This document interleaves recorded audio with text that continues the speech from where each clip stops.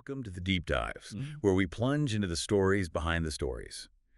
Today, we're exploring, well, the enduring magic of J.R.R. Tolkien's The Lord of the Rings. An absolute classic. Right? It's this world just teeming with hobbits, elves, dragons, pure fantasy. But have you ever stopped to consider how a story so imaginative can also be deeply rooted in profound real-world ideas? It's a great question because on the surface, it's escapism, but underneath. Exactly. And Tolkien himself, who was a devout Roman Catholic, actually stated in his letters, it's pretty striking, that The Lord of the Rings was a fundamentally religious and Catholic work. Right. He said it was unconsciously so at first, but consciously in their revision. Which is fascinating, given his other famous statement. That's the paradox, isn't it? Mm. Despite this deep theological underpinning, Tolkien famously said he cordially disliked allegory in all its manifestations. So how do those two things fit together? Well, it's a brilliant distinction he makes, and it really gets right to the heart of Tolkien's genius, I think. He preferred what he called applicability. Applicability, okay. Yeah.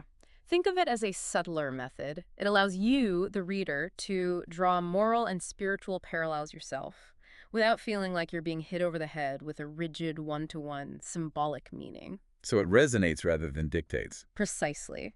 The story echoes deeper truths without being a direct sort of didactic representation of them. And that's exactly the lens we want to bring to our deep dive today. We're going to explore how three key figures, Gandalf, Frodo, and Aragorn, serve as, well, Messianic archetypes in Middle-earth. Interesting framing. Yeah, each one reflecting a specific dimension of the Christian understanding of Christ, as prophet, suffering servant, and returning king. It's a really fascinating connection to unpack. Okay, let's do it. Where do we start? Let's start with Gandalf. Gandalf the Grey, he's the wise guiding figure, isn't he? The one who kind of kicks things off and offers critical advice throughout the story. Absolutely. The quintessential wizard mentor. But he always seems to know just what's needed, yet he never quite tells you everything, does he? No, and that's key. He's actually much more than just a wise old counselor. If you look at the Christian tradition, Christ is understood not just as savior, but as the Logos. Logos. Okay, what's that exactly? It's a Greek term, often translated as the word or reason. It essentially represents the divine wisdom of God made flesh. So Christ fulfills roles like teacher, prophet, guide. I see. And in Middle-earth, Gandalf really embodies this divine wisdom. He's not just human or, mortal. Gandalf is a Maya. A Maya.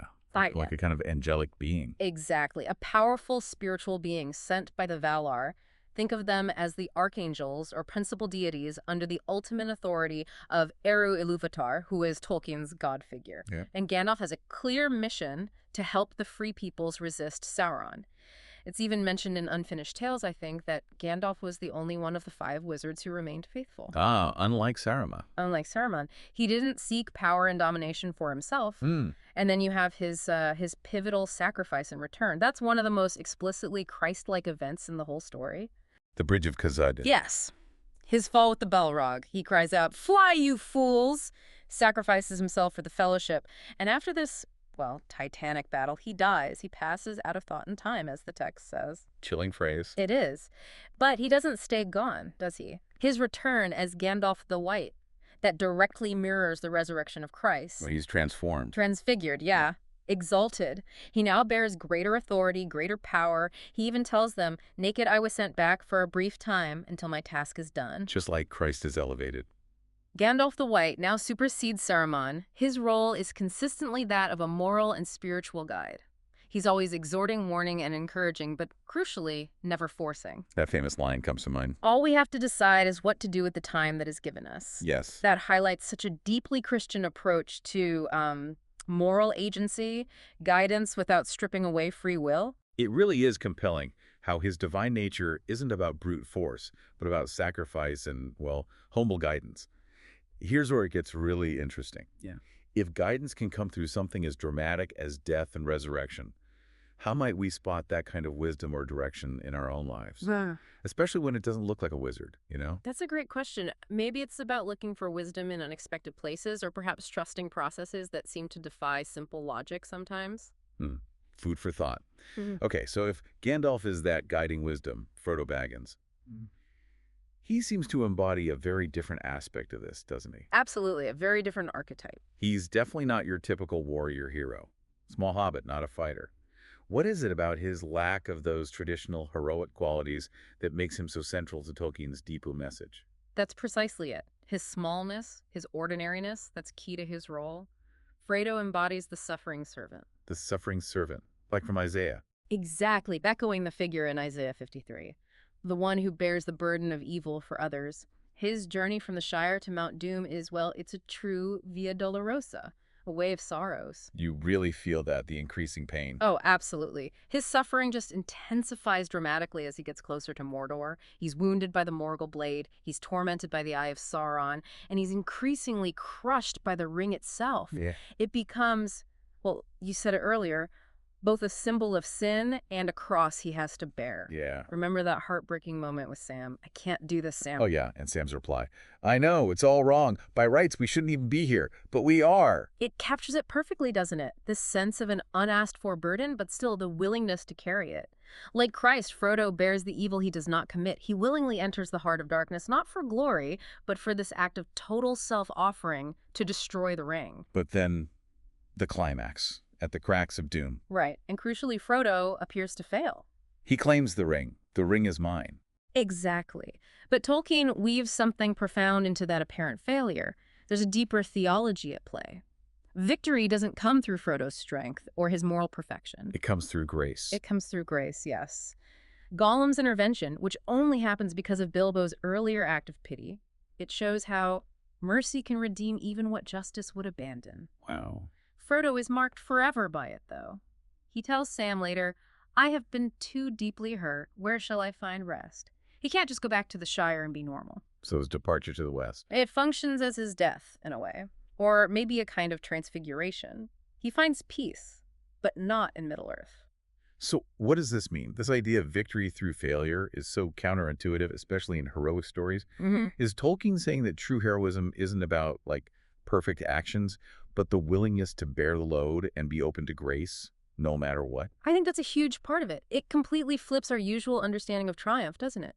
It's not about Frodo's personal success at the final moment, but about the larger picture of mercy and providence. It really does. Okay, so we have the guide, the suffering servant, and finally, Aragorn.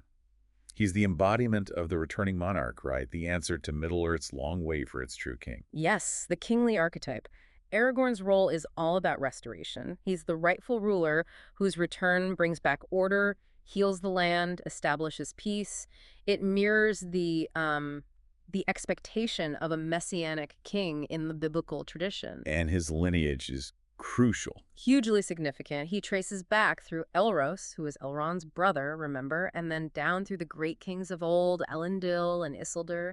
He's the heir of a long-lost line. And there's that prophecy, The hands of the king are the hands of a healer, and so shall the rightful king be known. which he fulfills literally. He does. In the Houses of Healing, after the Battle of the Pelennor Fields, he heals Faramir, Éowyn, and Merry using Athalas, or King's Foil.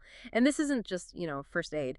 It's presented as a symbolic act of physical and spiritual restoration for a broken kingdom. What's fascinating here is his character, too. He could claim the throne much earlier, perhaps. But he doesn't. Despite his royal destiny, he lives as a ranger, strider for decades. He chooses humility and service over power. He embodies the idea of a servant leader long before that term was popular. And his refusal of the ring. Oh, absolutely critical. It draws a direct parallel to Christ's temptation in the wilderness. Think of Boromir desperately pleading with him. It is not yours, save by unhappy chance. It might have been mine. It should be mine, given to me. But Aragorn resists. He does. His kingship isn't about domination, it's about stewardship, which is such a key Christian theme, taking care of what's entrusted to you. Then his coronation. It mirrors the glorified Christ ushering in the days of the king, a time of peace and renewal, and finally his marriage to Arwen, an elf maiden. That feels significant, too. It symbolizes the reunion of immortal and mortal. It's almost a mystical union, reflecting perhaps the Christian belief in the marriage of heaven and earth, the ultimate reconciliation. This redefinition of kingship, moving from conquest to stewardship and healing, that feels really profound, especially given, the mid-20th century context when Tolkien was writing. How countercultural was that vision of leadership? Extremely, I'd say. In an age scarred by total war and dictators grasping for power, presenting a king whose legitimacy comes from healing and service, not just might. That was a powerful statement. It really was a different kind of king. Okay, so we have these three incredible figures, Gandalf, Frodo, Aragorn. So distinct. But what's compelling, as you laid out, is how Tolkien seems to have carefully distributed these traditional roles of Christ across them, not just piling them onto one character. Exactly, and that tripartite model is, I think, brilliant because it honors Tolkien's intense dislike of rigid, obvious allegory, Right. while still building this rich theological structure right into the story's bones. As Tolkien himself wrote, he deliberately built the tale on or out of certain religious ideas, but insisted it wasn't an allegory of them. So Gandalf is the prophet and resurrected guide, Frodo is the suffering servant and intercessor, bearing the weight. and Aragorn is the king and restorer of order. Precisely. This division lines up beautifully with ancient Christian thought, where Christ is seen as fulfilling the offices of prophet, priest, and king. Huh. Prophet, priest, king. Yeah, Gandalf teaches and guides, prophet. Frodo offers sacrifice through his suffering, priest. And Aragorn rules with justice and healing, king.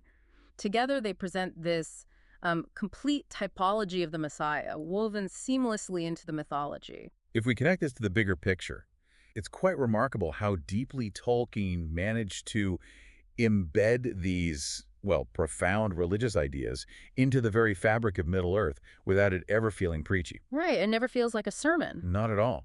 What was his particular genius there? How did he achieve that theological depth without resorting to the allegory he hated? Well, I think his genius lies in infusing the story with truth, but without reducing characters or events to mere symbols. The echoes of Christianity are unmistakable, right? Yet they remain mythic, not didactic. You feel the deeper currents, but you don't need a theological dictionary to understand the story. Tolkien explained this to a friend, a Jesuit priest actually, saying the religious element is absorbed into the story and the symbolism. Absorbed into the story. Yeah. So let's be clear. Frodo is not Christ. Gandalf is not Christ. Aragorn is not Christ. But each carries a facet, a reflection of divine truth. And that allows the narrative to resonate so deeply with, well, the Christian imagination, but also more broadly with universal hopes and fears. This method connects directly to Tolkien's own concept of subcreation. Subcreation. Yeah, his belief that human storytelling, especially fantasy, is a participation in God's own creative nature. Through making myths, he thought, we can draw ourselves and our readers towards higher realities. So creating worlds echoes the creator. In a way, yes. He famously wrote in his essay on fairy stories something like, "The Evangelium, the gospel, has not abrogated legends, it has hallowed them," meaning the Christian story doesn't cancel out myths, it fulfills them, gives them deeper meaning. Wow. So the overall impact of The Lord of the Rings is this powerful theology of hope, humility, and healing. Victory isn't won by strength alone. Often it seems impossible by strength alone. It's achieved through grace, mercy, and the courage to choose what is right, even at great cost. Crosses born, crowns restored. And wisdom reborn, exactly. It's a myth that doesn't try to replace the gospel, but maybe echoes it in, another tongue, another key. This raises an important question then. What's the ultimate point of fantasy like this, according to Tolkien? Well, ultimately, The Lord of the Rings affirms what Tolkien called the highest purpose of fantasy. Not just escapism, but achieving eucatastrophe. Eucatastrophe. A good catastrophe. Yes, literally good catastrophe. He described it as a sudden glimpse of truth, a sudden relief, as if a major limb out of joint had suddenly snapped back. That moment of unexpected joyous turn when all hope seemed lost. Think of the eagles arriving or Gollum falling into the fire with the ring. He saw it as a kind of grace beyond all merit, and ultimately a light in dark places. That sudden joy, that glimpse of hope, that's the core of eucatastrophe. And for Tolkien, the deepest resonance fantasy could offer. What an incredible journey through Middle-earth's deeper layers. We've really seen how Tolkien masterfully wove profound spiritual meaning into The Lord of the Rings. Not through that heavy-handed allegory he disliked, but through, well, that brilliant idea of applicability. By distributing facets of the Christ archetype across Gandalf the prophet, Frodo the suffering servant, and Aragorn the returning king, he created this narrative that just resonates so deeply with timeless theological truths, but feels entirely organic to his world. It really does, and maybe it encourages us, the readers, to consider how stories, even ones full of elves and orcs, can hold such deep truths, how they can resonate with universal human experiences or spiritual concepts. That's a great takeaway. Perhaps a final thought for you listening. Next time you immerse yourself in a story you love, whether it's a book, a film, even just someone telling you about their life, ask yourself, where else might I find this kind of applicability? Hmm. Where do these tales echo deeper realities? And how might they offer a moment of eucatastrophe, that sudden joyful turn, or maybe just a light in dark places for you? A fantastic thought to end on. Thank you for joining us on this deep dive. We'll be back soon with more to unpack.